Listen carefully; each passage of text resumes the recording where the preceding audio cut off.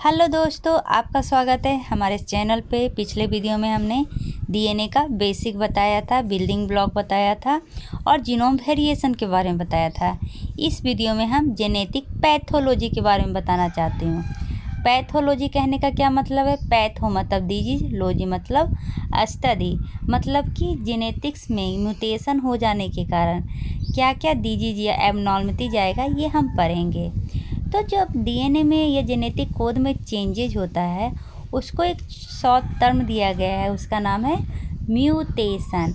अगर कोई बोले म्यूटेशन क्या है, तो सीधे समझ लीजिए जेनेटिक कोड में चेंज हुआ है। अब ये जेनेटिक कोड क्या होता है? जैसा कि मैंने स्टार्टिंग में बताया था, क्या होता है? डीएनए ट्रांसक्रिप्ट करके एमआरएनए बनाता है। एमआरएनए से ट्रांसलेशन करके क्या बनता है? प्रोटीन।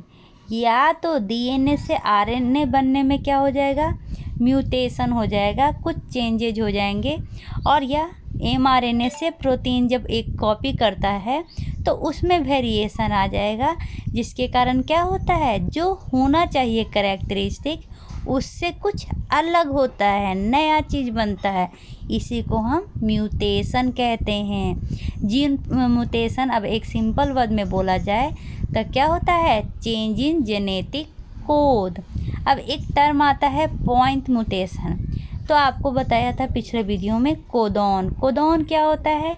3 बेस को मिल के बनता है कोडॉन। ठीक है, तो मान लीजिए कि ये 3 बेस है, इसके एक बेस में क्या हो गया? प्रॉब्लम हो गया। ठीक है, तो एक बेस में हुआ है ना, तो पॉइंट म्यूटेशन कहेंगे इसको। ठीक है, देखिए यही लिखा हुआ है, changes in the single base. ठीक है, अब ये बेस के साथ हो क्या सकता है? जैसे कि ए सी बी ए टी, जब इसको एमआरएनए में करते हैं तो क्या हो जाएगा? ए की जगह क्या हो जाएगा? टी नहीं होता है, ये यू होता है। ठीक है, सी की जगह जी और टी की जगह ए हो जाता है। यू क्यों होगा? आपको बताया था, डीएनए से डीएनए में करते हैं तो ए की जगह टी आता है कॉम्प्लीमेंट्री बेसिस में, लेकिन अगर आरएनए में कर रहे हैं तो ए की जगह यू आता है, यूरासिल आता है। ठीक है, तो ये तो एमआरएनए बना रहे हैं, तो इसमें क्या होगा? या तो कहीं एक ये जो बेस है ये रिमूव हो गया, या तो रिमूव हो जाएगा, या डुप्लीकेट ए की जगह ए ही बन जाएगा, कॉम्प्लीमेंट्री नहीं हुआ, या इंसर्ट कोई अलग आके जुड़ जाएगा। जैसे ए की जगह यू आना चाहिए था ना, तो यहाँ पर जी आ जाएगा। तो ये सब चेंजेज होते हैं एक बेस के साथ, तो इसको कहते हैं पॉइंट म्यूटेशन। ये मेनली म्यूटेशन इन्वायरमेंटल डैमेज भी करता है डीएनए को, इसके कारण होता है। अब इन्वायरमेंटल डैमेज कहने का क्या मतलब है? जैसे कि अल्ट्रावायलेट रेडिएशन, जैसे माँ प्रेग्नेंट है, ठीक है, और उसमें रेडिएशन थेरेपी हुआ, एक एग्जांपल से बता रही हूँ, तो ये क्या हो जाएगा? इन्वायरमेंटल चेंजेज हुए ना, तो इसी कारण भी ये म्यूटेशन हो सकता है। ठीक है, अब ये जो होता है, ये होता क्या है? तो डीएनए के रेप्लिकेशन में एरर आना। एरर मतलब क्या होता है? गलती होना। तो अब डीएनए मतलब एक तो पता चल गया कि इन्वायरमेंटल डैमेज के कारण होता है। दूसरा क्या होता है? डीएनए के रेप्लिकेशन करते समय उसमें एरर आ जाना। तीसरा कैसे हो सकता है? जब मियोसिस होता है, जिसमें क्रॉसिंग ओवर होता है, उस समय क्या होता है? जो डीएनए का इन्फॉर्मेशन जा रहा है एक से दूसरे में, उस समय इसमें क्या हो जाना? डिस्टरबेंस हो जाना। तो तीन कारण से हो सकता है। एक इन्वायरमेंटल कारण, मतलब हम लोग जो कर रहे हैं डेली लाइफ में। दूसरा, जब डीएनए से डीएनए बनता है उस समय रेप्लिकेशन में प्रॉब्लम। तीसरा, मियोसिस के समय क्या होता है? क्रॉसिंग ओवर होता है, मतलब करेक्टरिस्टिक एक स्ट्रैंड से दूसरे स्ट्रैंड में जाता है, तो उस समय वेरिएशन आ जाना। ठीक है, इतना समझ गए। अब क्या हो सकता है? जब प्रोटीन बनता है आरएनए से प्रोटीन, तो उस समय जो कॉपी होता है उस समय प्रॉब्लम हो जाना, मतलब लॉस और gain of bases in A protein coding region. ये भी डिसरप्ट करता है ट्रिपलेट कोडॉन को। यहाँ तक समझने में कोई प्रॉब्लम नहीं है। ठीक है, तो पॉइंट म्यूटेशन होता मेनली कहाँ है? तो ये जीन के अंदर ही होता है। तो इसको अगर जीन के अंदर होगा तो उसको क्या कहेंगे? उसको कहेंगे अमीनो एसिड सब्स्टिट्यूशन। क्या, अमाइनो एसिड सब्स्टिट्यूशन इसको कहेंगे, जिसके कारण क्या होता है, इसका फंक्शन अलग हो जाता है। जैसे कि एग्जाम्पल बताती हूँ, sickle cell anaemia. Sickle cell anaemia क्यों होता है, तो substitution of single base of a single point, एक पॉइंट पे क्या होता है, बेस क्या हो जाएगा, अलग हो जाएगा, इसलिए इसको क्या कहते हैं, सिकल सेल अनीमिया। इसका बेस्ट एग्जाम्पल है। अगर दूसरा एग्जाम्पल पूछे तो दूसरा एग्जाम्पल हो जाएगा हमारा सिस्टिक फाइब्रोसिस। ठीक है, ये सब में क्या होता है, पॉइंट म्यूटेशन होता है। सिंगल जीन डिसऑर्डर, इसमें जो बीमारी होगा वो क्यों होगा, सिंगल जीन में चेंजेज होने के कारण। ठीक है, जैसे कि एग्जाम्पल में देखिए, यहाँ पर क्या कह रहा है, ये हेमोग्लोबिन बाइंडिंग प्रोटीन है। नॉर्मल में क्या होता है, तो नॉर्मल में है क्या, AGBA। ठीक है, इसका नॉर्मल है CTT और CTC, 2 कोडॉन है। ठीक है, लेकिन क्या होता है, हेमोग्लोबिन S में क्या हो जाता है, T के जगह यहाँ पर A आ जाएगा। क्या हो जाएगा, T के जगह A आ जाएगा। तो ये किसके लिए कोड करने लगेगा, वैलिन के लिए। मतलब सिंगल जीन में क्या हो गया, चेंजेज हो गए, जिसके कारण नॉर्मल क्या में चेंज हो गया, डिजीज में चेंज हो गया। नॉर्मल का क्या होता है, हेमोग्लोबिन A, वो चेंज हो गया हेमोग्लोबिन S में। वैसे ही हेमोग्लोबिन C, इसमें क्या होता है, नॉर्मल क्या है, CTT और CTC, ये नॉर्मल कोडिंग है हेमोग्लोबिन A के लिए। लेकिन यहाँ पर क्या होगा, C की जगह TTT आ जाएंगे। ठीक है, तो इसके कारण क्या होता है, ये जो कोडॉन है, ये कोडॉन है लाइसिन का। तो जो ग्लूटामिक एसिड जहाँ पे होना चाहिए था, वहाँ पे लाइसिन आ जाएगा। तो ये क्या हुआ, सिंगल जीन में चेंज होने के कारण इसका अमाइनो एसिड चेंज हो गया। अमाइनो एसिड क्या है, वो प्रोटीन है। जैसे कि हम क्या जानते हैं, DNA से RNA, RNA से प्रोटीन कॉपी करता है, तो प्रोटीन में ही क्या हो गए, चेंजेज हो गए। तो ये नॉर्मल से अब नॉर्मल हो गया ना, जहाँ पे नॉर्मल हेमोग्लोबिन आना चाहिए था, वहाँ पर क्या आ गया, हेमोग्लोबिन C। क्यों, क्योंकि अमाइनो एसिड के कॉपी जो हुआ है वो गलत हो गया है।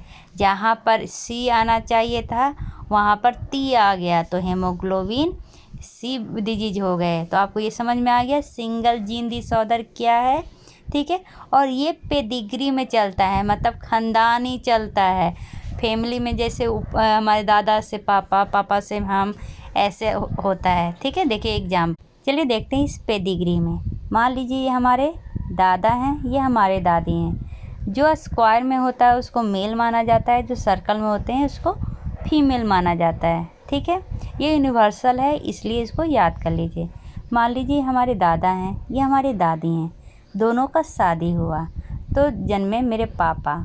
ठीक है, और ये मेरी बुआ। ठीक है, अब बुआ का किसी से शादी हुआ और उनका बेटा हुआ, जिसका मान लेते हैं नाम है राकेश। और पापा का शादी हो गया मम्मी के साथ, और इधर वाला ख़ानदान जो है वो मम्मी का है। ठीक है, पापा का शादी हो गया मम्मी के साथ और जन्म ली 2 बेटियां, एक का नाम जूली मान लीजिए, एक का नाम शोभा मान लीजिए।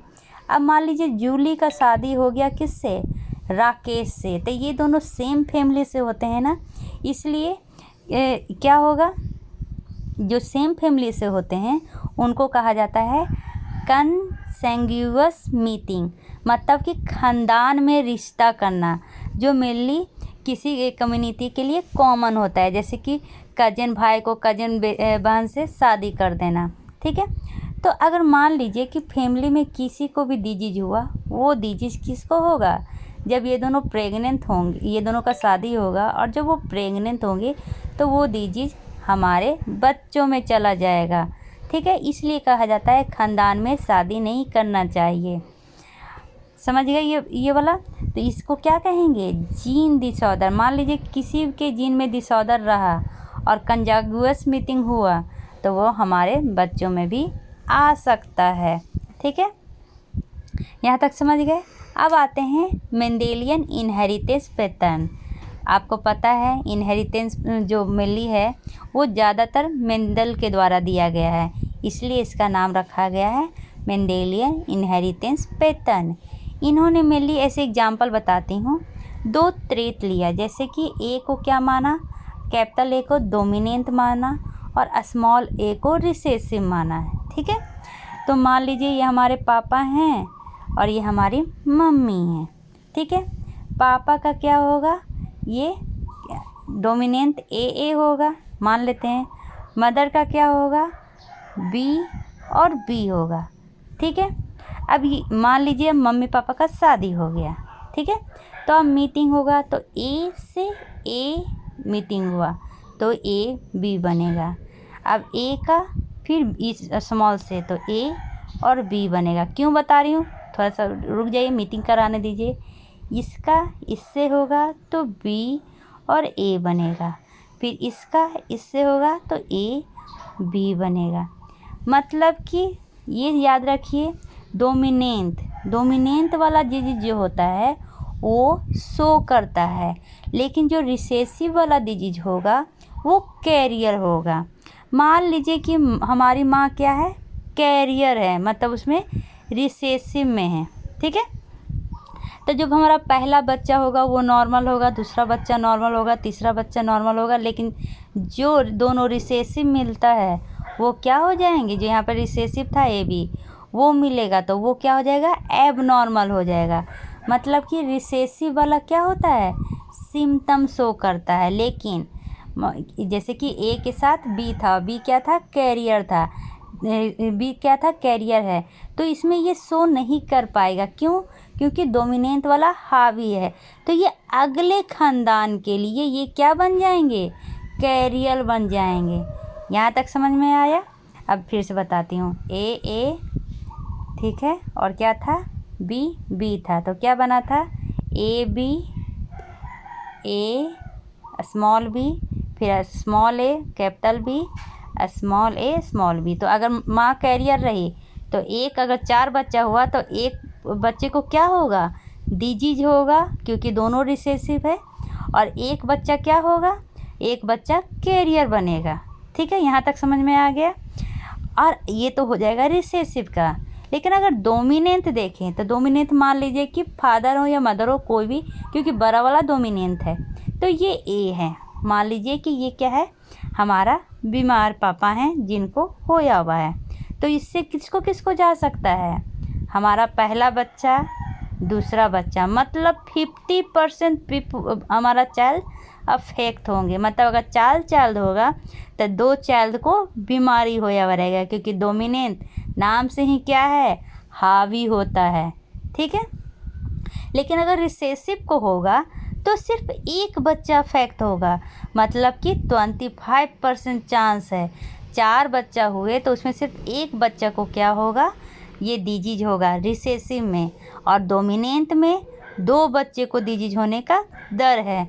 तो अब कह सकते हैं, मान लीजिए मेरा 2 ही बच्चा है, तो एक बच्चे को डिजीज होने का चांस है, एक बच्चे को नहीं, 50-50 चांस है। लेकिन अगर रिसेसिव हुआ, अगर कोई कैरियर हुआ तो 25% चांस है। मान लीजिए आपको नहीं हुआ, आप कैरियर हो गए, आपके खानदान आपका जो बच्चा होगा शायद उसको हो जाए, या मान लीजिए वो भी क्या हुआ, कैरियर हुआ, तो उसके बच्चे को हो जाए। समझ में आ गया। 25% चांस होता है रिसेसिव में और 50% चांस होता है डोमिनेंट में। तो चलिए अब पढ़ते हैं ऑटोसोमल डोमिनेंट। ये इसमें क्या होता है, सिर्फ 1 कॉपी क्या होंगे, म्यूटेट होगा। ये याद रखिए। मान लीजिए हमारा डीएनए स्ट्रैंड है, ठीक है, इसका एक कॉपी क्या हो गया, म्यूटेट हो गया, तो इसको क्या कहेंगे, हेटेरोजाइगस। लेकिन मान लीजिए ये 2 कॉपी बना रहा है और ये दोनों कॉपी क्या हो गया, म्यूटेट हो गया, तो इसको क्या कहेंगे, होमोजाइगस। अब आप बताइए, हेटेरोजाइगस ज़्यादा ये लिथल मतलब कि खतरनाक है या होमोजाइगस? सिंपल है, हेटेरोजाइगस। क्यों, क्योंकि सिर्फ इसमें एक स्ट्रैंड अफेक्टेड है, म्यूटेशन हुआ है, दूसरा स्ट्रैंड तो नॉर्मल है। लेकिन यहाँ पर क्या है, होमोजाइगस में दोनों स्ट्रैंड पे म्यूटेशन हुआ है, मतलब कि एक भी नॉर्मल नहीं है, तो ज़्यादा लिथल होता है होमोजाइगस। ठीक है, यहाँ पर वही कह रहा है कि सिर्फ एक कॉपी अगर म्यूटेटेड जीन रहेंगे तो जो हमारा एक्सप्रेशन होगा ट्रेट क्या होता है, कैरेक्टर, उसको कहते हैं हेटेरोजाइगस, ठीक है। लेकिन अगर दोनों कॉपी अफेक्टेड हुए तो उसको कहते हैं होमोजाइगस फॉर्म। और ये मेरे रेयर केस है होमोजाइगस फॉर्म। क्यों? क्योंकि ये जो केस है इसका जो फिनोटाइप और जीनोटाइप में क्या डिफरेंस है। फिनोटाइप मतलब एक्सटर्नल कैरेक्टर जो बाहर से दिखता है, जीनोटाइप जो आपके शरीर के अंदर मतलब डीएनए के अंदर चेंजेज हुआ है। तो अगर होमोजोगस फॉर्म होगा तो आपका फिनोटाइप भी क्या होंगे, कुछ अलग ही होगा। और वो बच्चा क्या होगा, लिथल, उसके मरने की चांसेस बढ़ जाएंगी। तो एक एग्जाम्पल बताती हूँ। एक एग्जाम्पल है एकॉन्ड्रोप्लेसिया। इसमें क्या होते हैं, दोनों कॉपी क्या हो जाते हैं, म्यूटेट हो जाते हैं। तो एकॉन्ड्रोप्लेसिया होता क्या है, नाम देखिए, कॉन्ड्रो मतलब क्या होता है, कार्टिलेज। इसमें कार्टिलेज बोन में ट्रांसफ़र नहीं हो पाता है। आपको पता है जब बच्चा किसमें बोन क्या रहता है, कार्टिलेज के फॉर्म में होते हैं। और जैसे जैसे हम एडल्ट होते हैं ये कार्टिलेज ट्रांसफॉर्म होकर बोन बन जाता है। लेकिन ये अगर होमोजाइगस फॉर्म रहा तो ये बोन नहीं बदल पाएगा और वो क्या कंडीशन आ जाएगा, लिथल कंडीशन, मतलब वो बहुत ही ज़्यादा भयानक कंडीशन होगा। समझ गए। ऑटोसोमल डोमिनेंट दो तरह का हो सकता है, हेटेरोजाइगस और होमोजाइगस। हेटेरोजाइगस में तो ज़्यादा प्रॉब्लम नहीं है, लेकिन अगर होमोजाइगस हो गया तो वो क्या होगा, बहुत ही उसका फिनोटाइप सीवियर होंगे और वो लिथल हो सकता है। एग्जाम्पल है एकॉन्ड्रोप्लेसिया, ठीक है। अब जनरल कैरेक्टरिस्टिक देखते हैं ऑटोसोमल डोमिनेंट का। ऑटोसोमल कहने का क्या मतलब है ये भी समझ लीजिए। जैसा कि आपको पता है 23 पेयर ऑफ ये जीन प्रेजेंट होता है हमारे में। इसमें 22 पेयर क्या कहलाते हैं, ऑटोसोमल क्रोमोसोम कहलाते हैं। और एक पेयर क्या कहते हैं, सेक्स क्रोमोसोम कहलाते हैं। ऑटोसोमल क्रोमोसोम क्या होता है, मेनली सब में होता है। लेकिन ये जो सेक्स क्रोमोसोम है वही हमारा मेल या फीमेल कैरेक्टर को शो करता है। तो जो हम पढ़ रहे हैं वो क्या पढ़ रहे हैं, ऑटोसोमल, ये 22 क्रोमोसोम है उसके बारे में पढ़ रहे हैं। उसमें क्या म्यूटेशन होता है ये पढ़ रहे हैं। तो इसका कैरेक्टर क्या होगा, तो एवरी इंडिविजुअल अफेक्ट करता है पेरेंट्स से, ठीक है। तो इसलिए इसको कहा जाता है वर्टिकल पैटर्न। 2 पैटर्न होता है, याद रखिएगा, वर्टिकल पैटर्न या इसको कह सकते हैं वर्टिकल ट्रांसमिशन या हॉरिजेंटल ट्रांसमिशन। तो वर्टिकल में क्या है, जब हमारा पेरेंट्स से बच्चे में आए, देखिए आप ऐसे समझिए, वर्टिकल मतलब सीधा लाइन, ठीक है। तो ये हमारी माँ है, ये स्टोमक है, ये उनका है। तो जब प्रेगनेंसी होता है तो क्या होता है, इस तरह से होता है, ठीक है। तो इसलिए इसको क्या कहे, वर्टिकल ट्रांसमिशन कहे। मतलब कि जैसे एग्जांपल समझ लीजिए, माँ को HIV है तो जब वो बच्चा ये उसका होगा तो उसको भी क्या होगा, अगर HIV हुआ तो इसको क्या कहेंगे, वर्टिकल ट्रांसमिशन कहेंगे। हॉरिजेंटल, मान लीजिए एक आदमी यहाँ है, एक आदमी यहाँ है, इस आदमी को HIV हुआ है, या HIV छोड़िए, TB मान लीजिए, ठीक है। ये आदमी छींका और चला गया इस आदमी के पास, उसका रेस्पिरेटरी ड्रॉप, अब इस आदमी को भी TB हो गया। तो ये कौन सा ट्रांसमिशन है, हॉरिजेंटल ट्रांसमिशन है।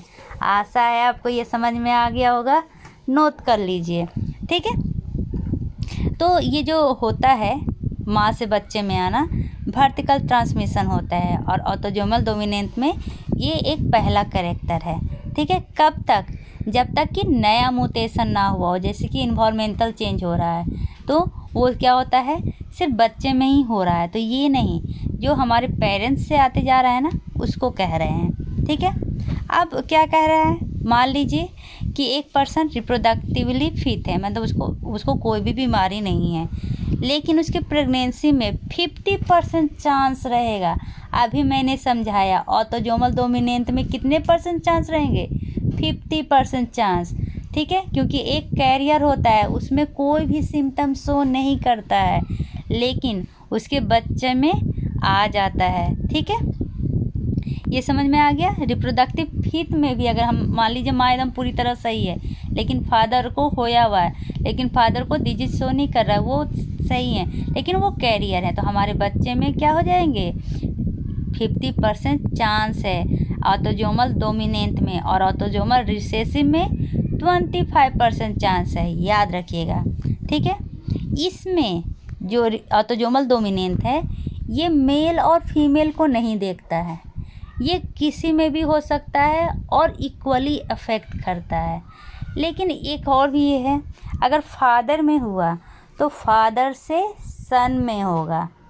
ठीक है, तो ये इसको फादर टू सन ट्रांसमिशन भी कहते हैं।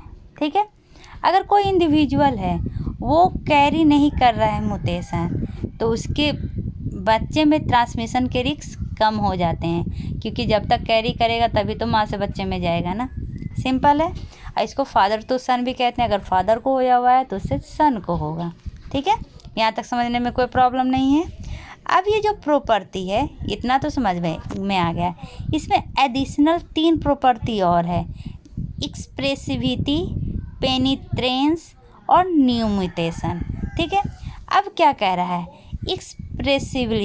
एक्सप्रेसिविटी ये होता क्या है, जो हमारा फिनोटाइप है, अब फिनोटाइप याद कर लीजिए, एक्सटर्नल अपीयरेंस को कहते हैं। जीनोटाइप जो चेंज अंदर में होता है, डीएनए के अंदर होता है। तो वेरिएबल एक्सप्रेसिबिलिटी एक्सप्रेस जो होता है फिनोटाइप, उसमें म्यूटेशन आ जाता है। ठीक है, यहाँ तक समझने में कोई प्रॉब्लम नहीं है। ऑटोजोमल डोमिनेंट कंडीशन में क्या होता है, फिनोटाइपिक चेंजेज होता है, जो मेनली कैसा दिखता है, जैसे कि एक पर्सन अफेक्टेड है दूसरा पर्सन अनअफेक्टेड है, तो आपको डिफरेंस पता चल जाएगा कि इसमें क्या हुआ है, एक्सप्रेस हुआ है और इसमें एक्सप्रेस नहीं हुआ, मतलब इसमें फिनोटाइप में शो कर रहा है, उसमें फिनोटाइप में शो नहीं कर रहा है। ठीक है, यहाँ तक समझने में आपको कोई प्रॉब्लम नहीं है। अब क्या कह रहा है, पेनिट्रेंस क्या होता है, पेनिट्रेंस मतलब कि क्लिनिकल मैनिफेस्टेशन, मतलब उसके अंदर में डिजीज आना। देखिए, probability that A gene will have any clinical manifestation, उसमें क्लिनिकल मैनिफेस्टेशन नहीं था, सिर्फ अपीयरेंस का कह रहा था। इसमें क्या है, डिजीज भी शो होता है। ठीक है, म्यूटेशन होता है, उसके साथ क्या होता है, कुछ डिजीज भी आते हैं। ठीक है, यहाँ तक समझने में कोई प्रॉब्लम नहीं है। अब आते हैं, जैसे कि एग्जाम्पल में वही एकोंड्रोप्लेसिया दिया हुआ है। एकोंड्रोप्लेसिया में क्या होता है कि जब बच्चे को आप देखिएगा ना तो उसका कैरेक्टर साफ पता चल जाता है कि ये क्या है, एकोंड्रोप्लेसिया का पेशेंट है, कि उसमें बोन क्या है, पूरी तरह डेवलप नहीं हो पाते हैं। ठीक है, अब आते हैं ऑटोजोमल रिसेसिव में।